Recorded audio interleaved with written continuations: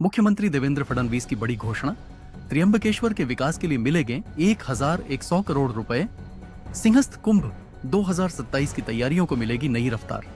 महाराष्ट्र के नासिक और त्र्यंबकेश्वर में आने वाले 2027 सिंहस्थ कुंभ मेले की तैयारियों को लेकर राज्य सरकार ने बड़ा फैसला लिया है। मुख्यमंत्री देवेंद्र फडणवीस ने त्र्यंबकेश्वर के समग्र विकास के लिए 1100 करोड़ रुपए की मेगा योजना की घोषणा की है। इस योजना के तहत त्र्यंबकेश्वर में धार्मिक और पर्यटन दृष्टि से बड़े पैमाने पर विकास कार्य किए जाएंगे। मुख्यमंत्री देवेंद्र फडणवीस आज नासिक और त्र्यंबकेश्वर द्वारे पर पहुंचे।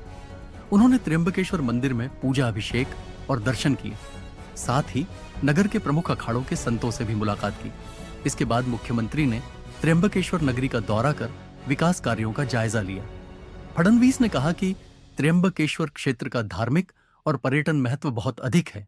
इसी को ध्यान में रखते हुए सरकार ने 1100 करोड़ रुपए की यह योजना मंजूर की है। इस योजना के तहत सड़क निर्माण, स्वच्छता व्यवस्था, भक्तों के ठहरने की सुविधा और अन्य जरूरी सुविधाओं का विस्तार किया जाएगा, जिससे आने वाले कुंभ मेले के दौरान लाखों श्रद्धालुओं को बेहतर सुविधाएं मिल सकेंगी।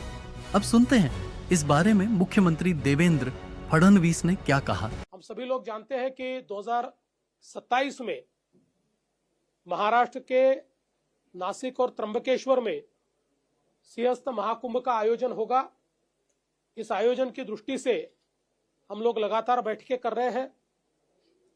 नासिक में क्या करने की आवश्यकता है, इसका एक मास्टर प्लान हमने तैयार किया था, जिसको हमने पिछले ही समय मान्यता दी है। उसके काम भी हम चालू कर रहे हैं, जिसमें बड़े पैमाने पर यहाँ पर पानी साफ हो, इस दृष्टि से एसटीपी की व्यवस्था हो, रास्तों की व्यवस्था हो, ब्रिजेस की व्यवस्था हो, साधु ग्राम की जो जगह है उसको अधिग्रहित करके वहां पर सारी व्यवस्थाएं खड़ी करनी हो।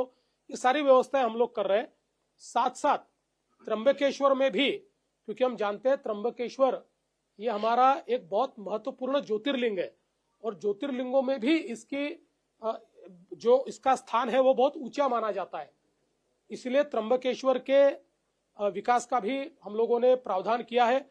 1100 करोड़ रुपए का इसका प्लान हमने तैयार किया है, जिसमें वहां के अलग अलग कुंडों का भी विकास होगा, वहां पर नदी का भी विकास होगा, वहां पर बाकी भी लोग दर्शन के लिए आते हैं तो उसके लिए सारी व्यवस्थाएं हम लोग खड़ी करेंगे और हर प्रकार की व्यवस्थाओं को वहां पर कायम करने का निर्णय हमने लिया हुआ है। और इस काम को हम लोग 2 हिस्सों में बांटेंगे। एक जो 2027 तक हमको कंप्लीट करना है और दूसरा हिस्सा 2028-29 तक कंप्लीट होगा। तो इस दृष्टि से ये सारे प्लान्स को हमने तैयार किया है। हम लोग ये मानते हैं कि जिस प्रकार से प्रयागराज में जो प्लानिंग हुआ था उससे ज्यादा लोग वहां पर आए, वैसे ही अपेक्षित है कि यहाँ पर भी ज्यादा लोग आएंगे। इसलिए हम लोगों ने अब यहाँ पर मेला प्राधिकरण का कानून बनाने का तय किया है। वो कानून जल्दी हम लोग, अगर संभव होगा तो इसी असेंबली में हम लोग उसको लाना चाह रहे हैं या फिर उसके बाद हम लोग उसको करेंगे, ताकि प्रशासन की दृष्टि से सारे अधिकार मेला प्राधिकरण को हो और मेला प्राधिकरण इस कुंभ मेले को ठीक से आयोजित कर पाए। आप देख रहे हैं RMC news. Like, share, comment और सब्सक्राइब करना ना भूलें।